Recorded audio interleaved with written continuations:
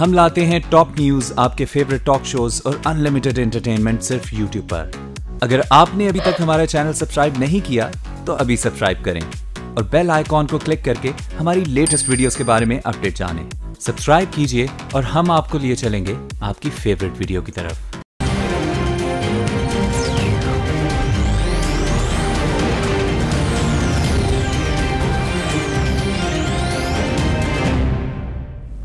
अस्सलाम वालेकुम, आप देख रहे हैं आज मार्केट्स विद इमरान सुल्तान। सबसे पहले पाकिस्तान स्टॉक एक्सचेंज आज की अब तक की कारकर्दगी, क्योंकि आज मार्केट सेशन अभी क्लोज नहीं हुआ, 4:30 बजे मार्केट क्लोज होगी और इस वक्त हम आपको अपडेट कर रहे हैं। एट प्रेजेंट 301 पॉइंट्स की कमी, 43,227 पे 100 इंडेक्स इस वक्त मौजूद है। आज का हाई 43,797, जबकि 43,014 पे आज मार्केट जो है इसका लो टेस्ट हुआ। इस तरह तकरीबन 783 पॉइंट्स के बैंड में आज की मार्केट ने किया।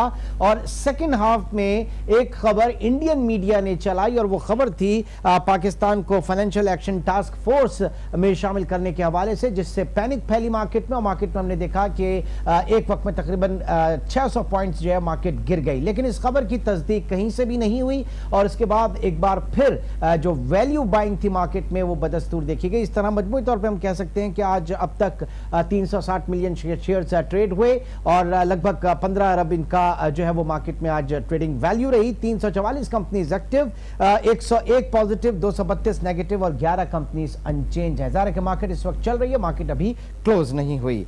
और नाज़रीन, आज के प्रोग्राम में हम बात करना चाहेंगे, हर साल एक मसला खड़ा हो जाता है गन्ने की क्रशिंग के हवाले से। गन्ने की जो फसल है इसकी खरीदारी के हवाले से इसका रेट जो हुकूमत मुकर्रर करती है, जो सरकारी रेट होता है, जो इस वक्त 180 रुपए फी 40 किलो या फी मन जो है वो मुकर्रर है, लेकिन इस वक्त किसी भी काश्तकार को, किसी भी किसान को ये मुकर्ररा रेट नहीं मिल रहा। हमेशा हम देखते आए हैं कि एक मोनोपोली होती है शुगर मिल्स मालकान की, शुगर मिलों की, वो भी इस मरतबा एक बार फिर बड़ी एक्टिव है और इस मरतबा भी मजबूर किया जा रहा है किसानों को 115 से 120 रुपए के रेट के ऊपर। और इस वक्त ज़ाहिर है कि ये एक हमारा जो महकमा खुराक है, एक बड़ी इसकी भी यहाँ पे स्टेक पे आ जाती है इसकी क्रेडिबिलिटी, क्योंकि इसके पास आदाद शुमार नहीं है या क्या इश्यूज क्या है, क्योंकि ये हल नहीं हो पा रहा।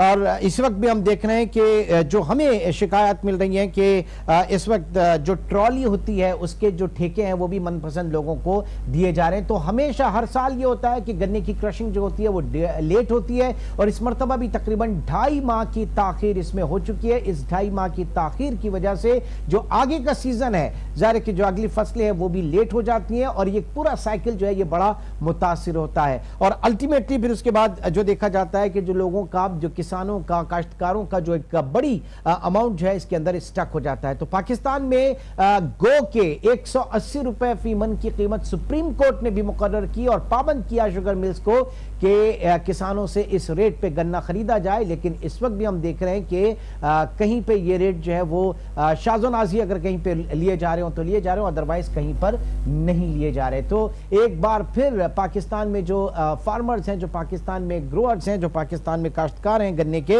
वो काफ़ी मसाइल का शिकार हैं। और न सिर्फ ये कि ये स्विंग सीजन जो है उनका लेट होगा काश्तकारी के बाद, जो गन्ने क्वालिटी है वो भी इससे मुतासिर होती है। तो क्या वजह है इस वक्त और क्या सूरत हाल है, इस वक्त हम बात करना चाहेंगे। हमारे साथ मौजूद हैं ताहिर रज़ाक गुज्जर, आप चेयरमैन है पाकिस्तान किसान काउंसिल के। ताहिर रज़ाक, एक बार फिर हर साल की तरह ये मसला खड़ा हुआ है, गन्ने की जो कीमत है वो आपको नहीं मिल पा रही और 2.5 महीने लेट शुरू हुआ क्रशिंग सीजन। क्या नुकसान अभी देख रहे हैं आप इस वक्त, क्या सूरत हाल है? इस गवर्नमेंट ने जाते हुए अपने किसानों का ने कमर तोड़ के रख दी है।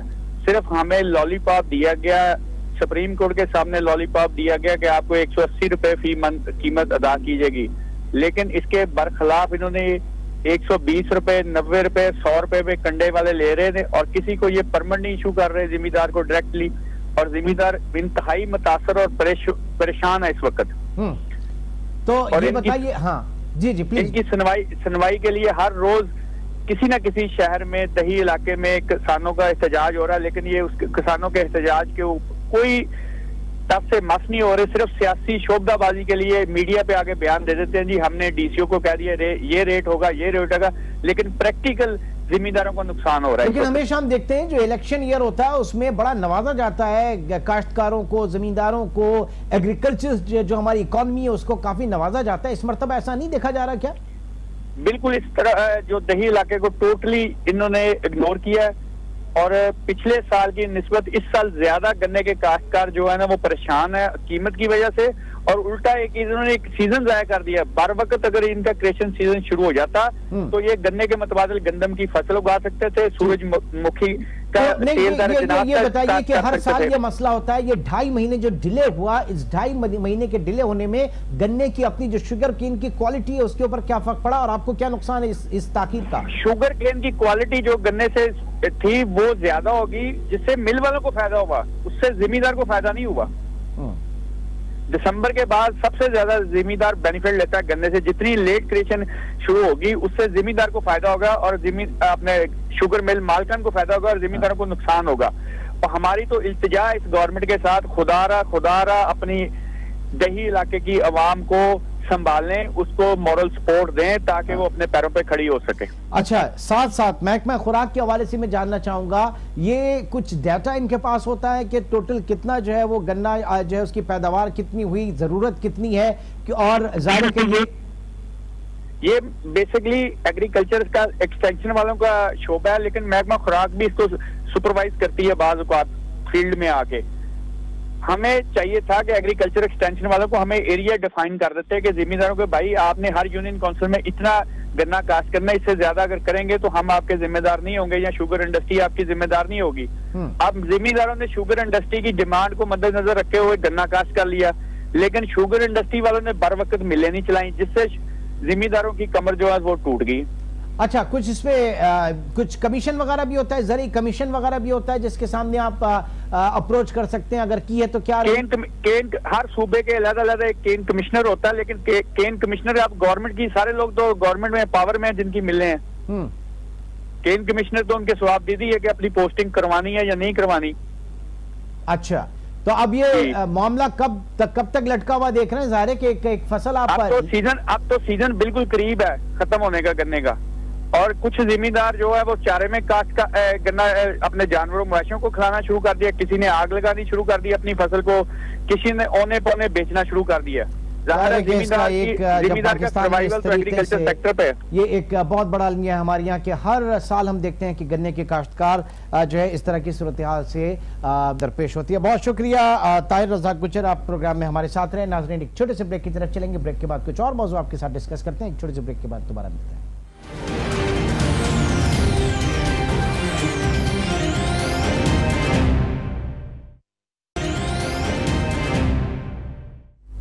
Welcome back. बात करेंगे पाकिस्तान की मुआशी सूरत हाल के हवाले से। इंतहाई तशवीशनाक जो चीज़ें हैं इस वक्त सामने हैं। जुलाई तक दिसंबर 2017 रवा माली साल की पहली शशमाही, और इस शशमाही रिपोर्ट जो है ये कहती है कि बजट खसारा 826% बढ़ गया। बजट खसारा 36.5 अरब रुपए से बढ़कर इस वक्त 338 अरब 50 करोड़ रुपए तक पहुंच चुका है, और हम इस वक्त पूरा मुल्क लगा हुआ है सियासी चीजों में, और शायद इस वक्त मईशत को बिल्कुल भी नहीं देखा जा रहा, और यकीनन नहीं देखा जा रहा, वरना इतनी खराब सूरत हाल नहीं होती। तमाम के तमाम इस वक्त जो बजट फाइनेंसिंग है हमारी, वो एक्सटर्नल रिसोर्सेज से पूरी करने की कोशिश की जा रही है, बैरूनी कर्जों से कोशिश की जा रही है कि ये बजट फाइनेंसिंग हो। क्या कर रहे हैं हमारे इकोनॉमिक मैनेजर्स और किस तरह से देख रहे हैं हमारे फाइनेंशियल एक्सपर्ट्स? इस वक्त डॉक्टर शाहिदा वजारत माहिर मौश हमारे साथ मौजूद हैं। डॉक्टर साहब, बहुत शुक्रिया। ये सूरत हाल हमारी 826% इजाफा हुआ हमारे बजट खसारे में, और 36 अरब 50 करोड़ से बढ़कर वो 338 अरब 50 करोड़ हो गया। बजट फाइनेंसिंग कहां जा रही है, हम कहां जा रहे हैं इकोनॉमी को लेकर डॉक्टर साहब? देखिए, मैं ये देखना चाहूंगी कि ये बजट खसारा किस वजह से बढ़ा है। जाहिर है हमारी हुकूमतों से बहुत तायशात हैं, और जो गवर्नमेंट में खर्चे हुए होंगे वो तो बहुत गैर मुनासिब है। मगर अगर कोई सीपेक की वजह से कुछ बढ़ा होगा तो उसको मैं इतना वो नहीं कहूंगी, क्योंकि जब डेवलपमेंट होगा तो थोड़ा बहुत तो ये बजट खसारा होगा। मगर नहीं, थोड़ा बहुत एक अलग चीज होता है और 820-26% थोड़ी सी जरा परेशान कुन सूरत हाल होती है। ये अब तो इलेक्शन ईयर है, इलेक्शन ईयर में इलेक्शन के महीने और जाहिर है कि उसमें ये जो आपकी डेवलपमेंट स्पेंडिंग जो है ये ज्यादा बढ़ जाती है, ये फिर कहां लेके जाएगा? ये जो डेवलपमेंट स्पेंडिंग इस तरह बढ़ती है प्री बजट मतलब प्री इलेक्शन वगैरह में, तो जाहिर है वो तो ज्यादातर आपको भी पता है, मुझे भी पता है कि किस तरह वो खर्च होती है और वो कहाँ किन लोगों के हाथ में पहुंचती है। तो जाहिर है वो तो बहुत तशवीशनाक सूरत हाल है।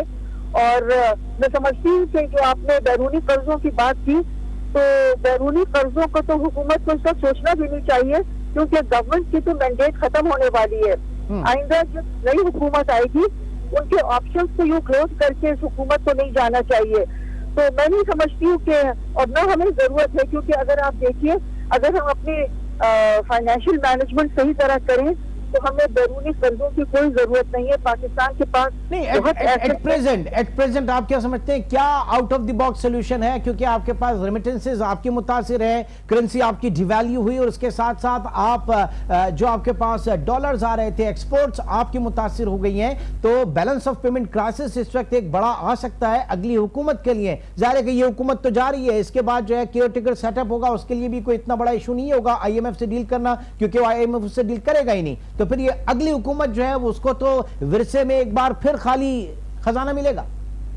मैं तो समझती हूँ कि नई जो हुकूमत आएगी उसको ठीक से बैलेंस ऑफ पेमेंट की क्राइसिस मैनेजमेंट करनी चाहिए। मैंने उस पर एक स्टडी की है और मैंने उसमें बताया है कि हमारे 3 मद जो हैं कंज्यूमर ड्यूरेबल्स, उसमें हमारी गाड़ियां हम इम्पोर्ट कर रहे हैं और तमाम ऐसी चीजें कर रहे हैं जो हमारे यहाँ अमीर लोग इस्तेमाल करते हैं। वो $6.5 बिलियन का है। उसको तो फौरन खत्म कर देना चाहिए, उसको तो फिलहाल उसकी इंपोर्ट बंद कर देनी चाहिए। फिर इसके अलावा ऑयल और गैस वगैरह जो ये है, ये भी एक बहुत बड़ा मद है, 3.5 बिलियन से ज्यादा है। तो इसमें भी हमें ये करना चाहिए कि इसमें बहुत से ममालिक ऐसे हैं वो हमें बार्टर ट्रेड पे तैयार हैं ऑयल और गैस देने के लिए। तो हमें चाहिए कि उन ममालिक से राब्ता करें और ऑयल एंड गैस अगर हम बार्टर पे ले लें तो हमारा ये एक डॉलर की हमें जरूरत नहीं होगी। इसके अलावा आप देखिए कि आप कह रहे हैं कि वो जो सीपेक वो हो रहा है, तो उसमें चाइना जो है वो चाइनीज अपनी करेंसी में वो करेंगे, तो अगर वो हो जाएगा करेंसी स्वैप आप कह रही है, ठीक है, करेंसी स्वैप आपको फेवर करेगा ना। आपने एक बात की कि हम गाड़ियां इंपोर्ट कर रहे हैं, गाड़ियां बंद कर दें, तो बड़ी तादाद जो है गाड़ियों की वो छोटी गाड़ियां आ रही हैं, 660 सीसी आ रही हैं, वो तो लोकल असेंबलर आपके यहाँ बना ही नहीं रहे। और जो जापान से आप इंपोर्ट करते हैं गाड़ी, वो लोकल के मुकाबले में सस्ती होती है। तो ये अगर आप इंपोर्ट बंद कर देंगे तो आवाम के साथ ज्यादती नहीं होगी? आवाम की एक बहुत अहम जरूरत गाड़ी नहीं है। हम लोगों ने इतनी गाड़ियां ऑलरेडी इम्पोर्ट कर ली हैं, ये अमीर लोगों के तय्युशात हैं और उनको हमें चाहिए कि जिस वक्त मुल्क पे इतना मुश्किल वक्त हुआ है फाइनेंशियली, तो उनको चाहिए कि थोड़ी सी तो कुर्बानी वो भी दे सकते हैं। जरूरी थोड़ी है कि हर साल आप इतनी गाड़ियां इम्पोर्ट करें। ऑलरेडी हमारे मुल्क में काफी लग्जूरियस गाड़ियां मौजूद हैं और फिर कंज्यूमर ड्यूरेबल्स हैं, फिर हम कपड़े बहुत महंगे महंगे इम्पोर्ट करते हैं, कॉस्मेटिक्स करते हैं, परफ्यूम्स करते हैं। ये ऑस्टेरिटी जो है हुकूमत क्यों नहीं शुरू करती अपनी चीजों से? आपने देखा नहीं होगा जो हमारे वजीर मुशीर, इनके जो फॉरेन ट्रिप्स होते हैं, इनका जो प्रोटोकॉल होता है, इनके जो ठाठे मारते हैं ये लोग, ये ऑस्टेरिटी तो वहां से शुरू होनी चाहिए डॉक्टर साहब। और ये तो पिछली गवर्नमेंट में और इस गवर्नमेंट में शुरू में था भी कि हम ऑस्टेरिटी प्लान करेंगे।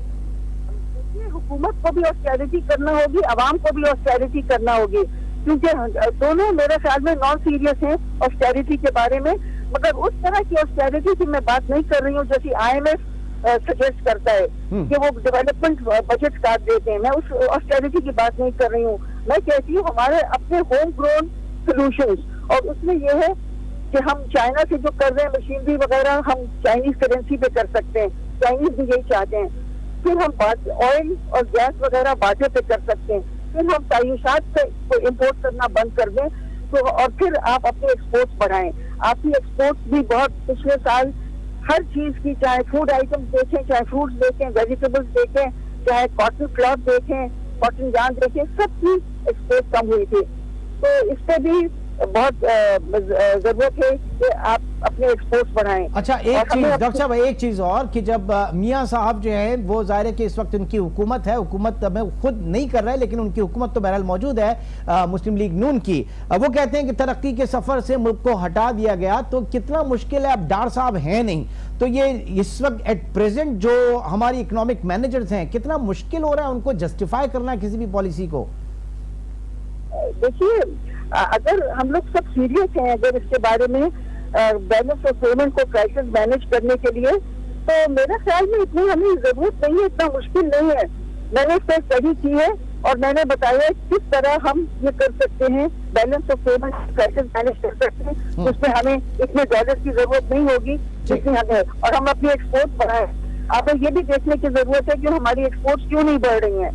आप देखिए कि पिछले साल में जैसा कि मैंने कहा सारी मेजर एक्सपोर्ट जो प्रोडक्ट थे वो कम, उनकी कम एक्सपोर्ट हुई है। बहुत बहुत शुक्रिया डॉक्टर शाहिदा वजारत, आप अपना तबसरा जो है पेश कर रही थी और कि इस वक्त ऑस्टेरिटी मेजर्स की ज़रूरत है और ऑस्टेरिटी मेजर्स के ज़रिए ही हम अपने बहुत सारे पुरताइश जो हमारा लाइफ स्टाइल जो हमारे उम्र का है उस पर अगर हम कदगन लगाएं तो काफ़ी हमें सपोर्ट मिल सकती है। प्रोग्राम में अब तक इतना ही, इंशाल्लाह आपसे फिर मुलाकात होगी। अपना बहुत ख्याल रखिएगा। अल्लाह हाफ़िज़।